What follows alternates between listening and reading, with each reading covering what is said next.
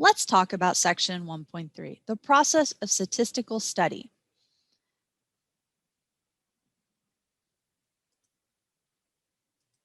In this video, you are going to learn to describe the process of statistical study and identify the various types of studies.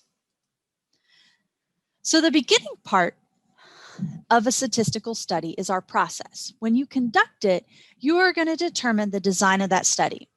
You need to state a question in which you wanted to study. You need to determine the population, the variables, and the sampling method. Once you've done that, then you're going to collect the data, organize the data, and then analyze it to answer the question. This should sound very familiar to most of you. This is basically known as the scientific method. Let's look at an example. Neurologists want to study the effects of vitamin C on nerve disorder. Now, the goal of the study is to see if taking an intravenous dose of vitamin C will reduce the amount of nerve pain reported by patients. Identify the population of interest and the variables in this study. So as we were reading the problem, the study is seeking to determine new treatment, which will reduce the nerve pain in patients with nerve disorders. So that right there will tell us the population of the study, is we want to limit it to these patients that have these specific types of disorders. Now, most likely the study will further narrow the population to focus on patients with a specific nerve order, but they didn't go into too much detail on that. Now, the variable of interest is basically the amount of vitamin C. Now, again, the amount of vitamin C might change, hence the reason why we normally use the word variable with something that's going to change. So continuing on with our statistical study process, there are two types that we look at.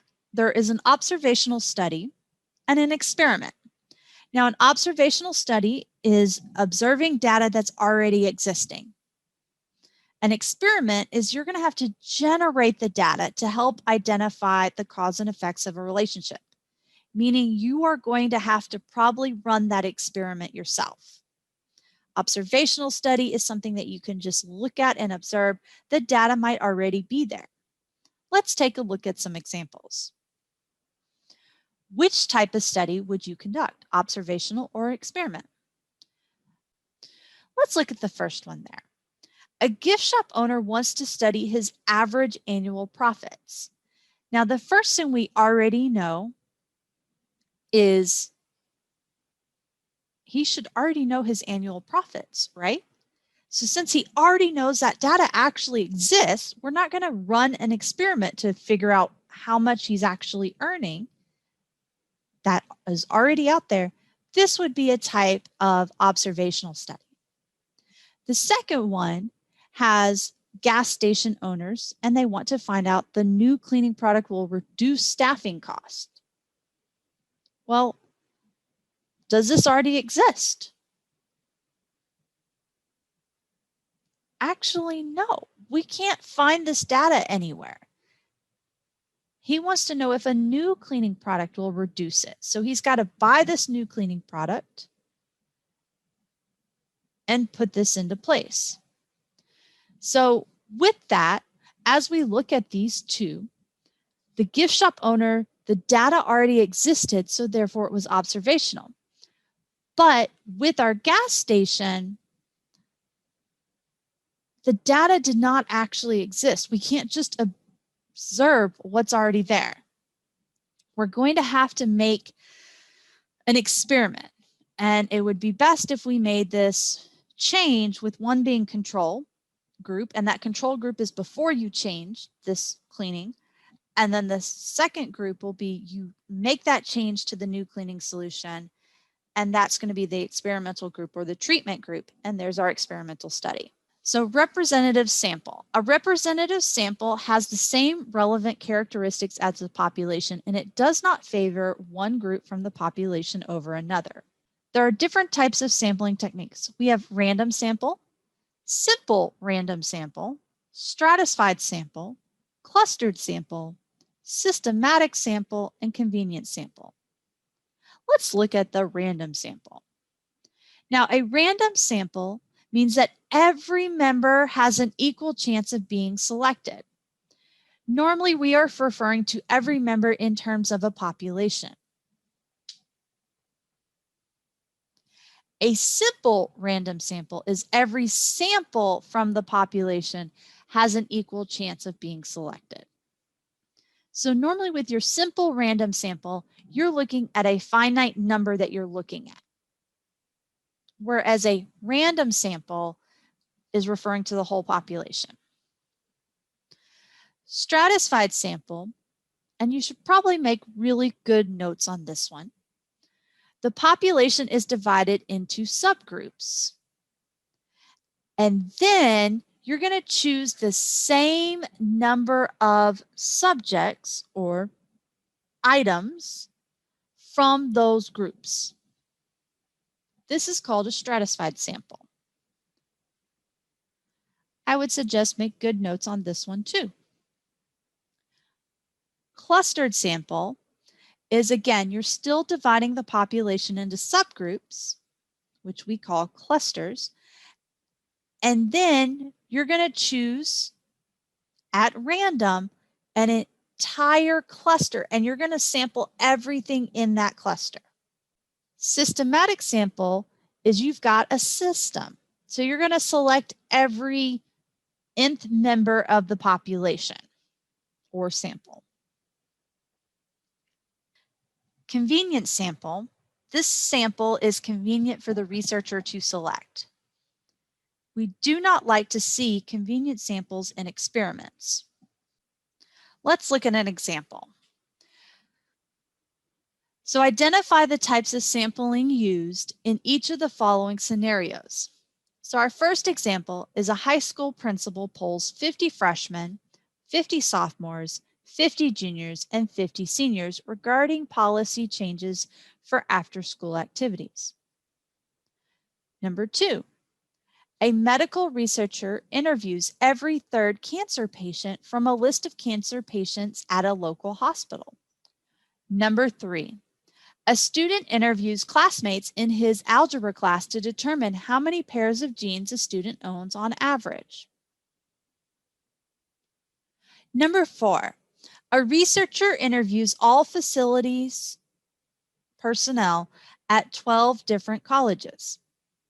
Take a moment, pause the video, and determine what your answers are. Here are our solutions. So for our high school principal, he is taking groups. There are 4 groups, freshman, sophomore, junior, and senior, and taking 50 from each group. That right there is stratified. Now, number 2, our medical researcher has a system. He's taking every third cancer patient. So systematic. Number 3, the student interviews classmates in his algebra class. The student is not putting a lot of thought in who they are asking. So this is kind of very convenient for the researcher to go to their algebra class and just ask. So this is convenient sampling. Number 4, a researcher interviews all facility personnel at 12 different colleges. Now, keywords here is 12 different colleges, so we're grouping into colleges. But I said all facility personnel, so we're taking everybody in that group. So that would be an example of clustered. When conducting an experiment, we do have even more terminology we want to know. Now remember, a treatment is some condition that's applied to a group of subjects in an experiment. This does not necessarily mean a medical treatment. A subject are people that were being studied or things that are being studied. Participants are people being studied in an experiment. Now, subjects and participants can be the same thing if you were referring to a person, a human. The response variable is the variable in an experiment that responds to the treatment. The explanatory variable is the variable in the experiment that causes the change in the response variable. Now remember, with our experiments, the principles of experimental design is we want to randomize the control and treatment groups. We also want to control for outside effects on the response variable.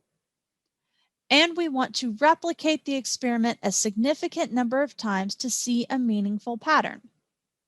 So some more terminology that goes with an experiment is we have the control group.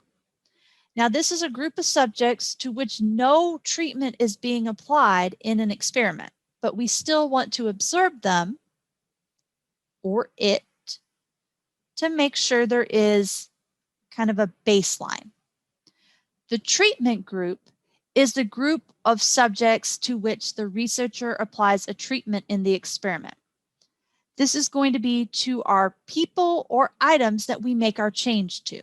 So the treatment group has the change. Confounding variables are factors other than the treatment that cause an effect on the subjects of an experiment. So outside of the treatment. The placebo effect is a response to the power of suggestion rather than the treatment itself by participants of an experiment. Now, a placebo is a substance that appears identical to the actual treatment but contains no beneficial elements whatsoever.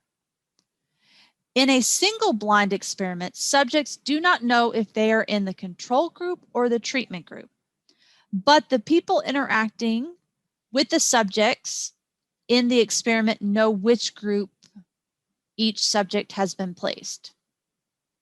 Now, in a double-blind experiment, neither the subjects or the people interacting with the subjects know to which group each subject belongs. Let's analyze an experiment. A study is done and a new drug designed to lower blood pressure. Individuals with high blood pressure are selected for the study and are prescribed the drug. In addition to the drug, some of the individuals start to exercise regularly, which was not part of their instructions for the study. This has some impact on their blood pressure. What term can we assign to the effects of exercising regularly in this study? So let's go back over those definitions. So we have a confounding variable, which are factors other than the treatment that cause an effect on the subject of the experiment. The placebo effect is response to the power of suggestion rather than the treatment itself. A single blind experiment, our subjects do not know if they are in the control or the treatment group, but the people who are interacting with them do. A double-blind experiment is neither subject nor people interacting with those subjects know which group they belong to. The term that actually best describes this scenario giving is confounding variable. And let me go back. So again, we talked about what term can we assign to the effects of exercising regularly in the study. As you were reading in the problem, it talks about they were given a drug, but some of the individuals in the experiment started to exercise. This was not part of the instructions. So this was an outside factor that made a change. So this is why we say it's confounding. Let me add in institutional review boards. Now, these are also known as an IRB. Now, an institutional review board, or an IRB, is a group of people who review the design of the study to make sure that it is appropriate and that no unnecessary harm will come to the subjects involved. Anybody who wants to do an experiment here at college will need to make sure that they get IRB approval.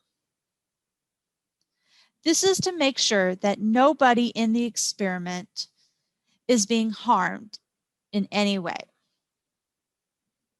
Now, informed consent involves completely disclosing to the participants the goals and the procedures involved in a study and obtaining their agreement to participate.